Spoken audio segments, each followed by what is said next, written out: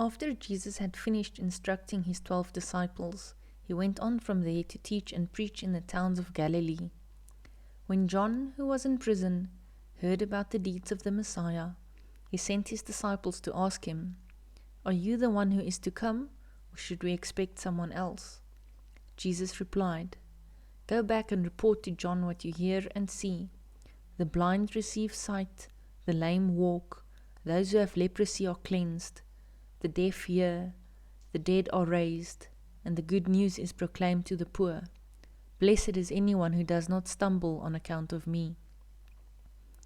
As John's disciples were leaving, Jesus began to speak to the crowd about John. "What did you go out into the wilderness to see? A reed swayed by the wind? If not, what did you go out to see? A man dressed in fine clothes? No, those who wear fine clothes are in kings' palaces. Then what did you go out to see? A prophet? Yes, I tell you, and more than a prophet. This is the one about whom it is written, 'I will send my messenger ahead of you, who will prepare your way before you.' Truly I tell you, among those born of woman there has not risen anyone greater than John the Baptist. Yet whoever is least in the kingdom of heaven is greater than he.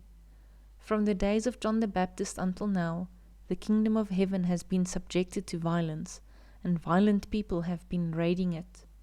For all the prophets and the law prophesied until John, and if you are willing to accept it, he is the Elijah who was to come. Whoever has ears, let them hear. To what can I compare this generation?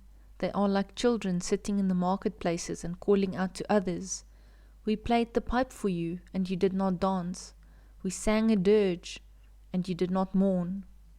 For John came neither eating nor drinking, and they say, 'He has a demon.' The Son of Man came eating and drinking, and they say, 'He is a glutton and a drunkard, a friend of tax collectors and sinners.' But wisdom is proved right by her deeds." Then Jesus began to denounce the towns in which most of his miracles had been performed, because they did not repent. "Woe to you, Chorazin! Woe to you, Bethsaida!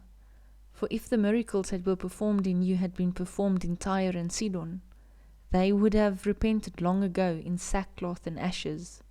But I tell you, it will be more bearable for Tyre and Sidon in the days of judgment than for you.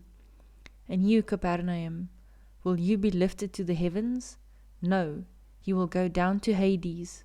For if the miracles that were performed in you had been performed in Sodom, it would have remained to this day.